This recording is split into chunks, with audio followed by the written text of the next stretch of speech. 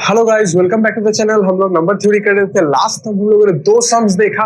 आज भी वैसा ही दो टाइप ऑफ सम्स देखेंगे, एप्लीकेशन ऑफ डिवीजन एल्गोरिथम। तो चलिए शुरू करते हैं। तो देखो, पहला क्वेश्चन ये है कि अगर ए बी को डिवाइड करता है और बी ग्रेटर देन जीरो है तो बी ए से बड़ा होगा। ये तो सिंपल सी बात है। तो एग्जाम्पल से समझ लो, अगर 3 9 को डिवाइड करता है और 9 ग्रेटर देन जीरो होता है तो obviously 9 will be greater then 3। तो आपको यही प्रूफ करके दिखाना है एलजेब्रा के लिए। पर कैसे करेंगे देखो। अब देखो, पहला चीज, ए तो जीरो नहीं हो सकता है, zero doesn't divide any number. तो फिर ए आइदर पॉजिटिव होगा या नेगेटिव होगा। तो पहला केस ले लेते हैं, ए नेगेटिव होगा। नेगेटिव मतलब ए लेस देन जीरो। तो अगर ए जीरो से लेस देन है और जीरो से बी बड़ा है, यहाँ पर दिया हुआ है, ठीक है, जीरो से बी बड़ा है, तो यहां से तो डायरेक्टली आ गया ए लेस देन बी।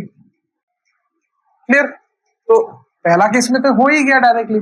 फिर से समझा रहा हूं, अगर ए जीरो से छोटा होता है तो फिर ए लेस देन जीरो होगा, and A less than zero less than B, क्योंकि बी ग्रेटर देन जीरो है। सिंपल सी बात है। तो यहां से निकल के आ जाएगा ए ग्रेटर देन बी, तो हो गया।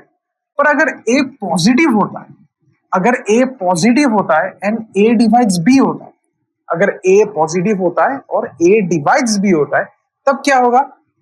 Then by division algorithm, then by division algorithm हम लोग ये नहीं लिख सकते B is equal to A Q, लिख सकते हैं फॉर सम क्यू। ठीक है, अब देखो, अब क्यू का यहाँ पर एक लोचा है।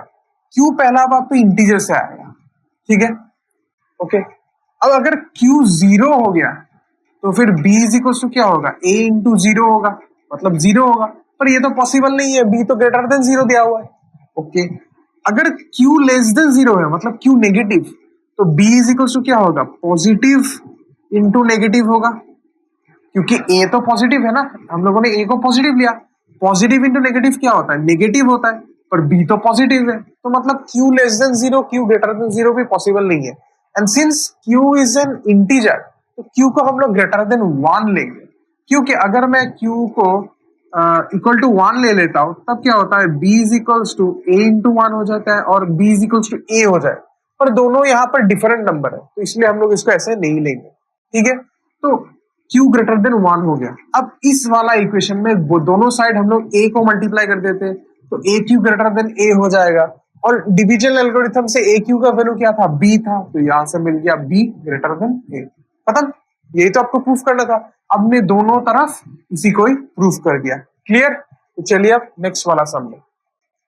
If AC divides BC and C is not equals to zero, then A divides B। बड़ा ही आसान सा सम है, तो चलिए देखते हैं। तो फिर बाय डिवीजन एल्गोरिथम अगर AC BC को डिवाइड करता है तो ये होगा AC क्यू और सम क्यू। अब इसको उधर ले आते हैं तो BC minus AC Q is equal to zero होगा। दोनों में C है, C को कॉमन ले लो, B माइनस A क्यू निकलेगा। अब दो नंबर को मल्टीप्लाई करेंगे, जीरो होगा तो एक नंबर तो जीरो होना ही होगा। पर यहाँ पर दिया गया है कि C जीरो नहीं है, C जीरो नहीं है, इसका मतलब ये वाला ही जीरो होगा। तो यहां से लिख दो b minus A Q is equal to zero. फिर यहां से निकल के आएगा b is equal to A Q. और बाय डिवीजन एल्गोरिथम दो नंबर मल्टीप्लाई होके एक मिल रहा है, तो a तो उसको डिवाइड करेगा, तो a डिवाइड्स b। यही तो प्रूफ करना था। क्लियर? तो यही था आज का वीडियो। बड़ा ही आसान सा दो सिंपल सम था, एप्लीकेशंस ऑफ डिवीजन एल्गोरिथम।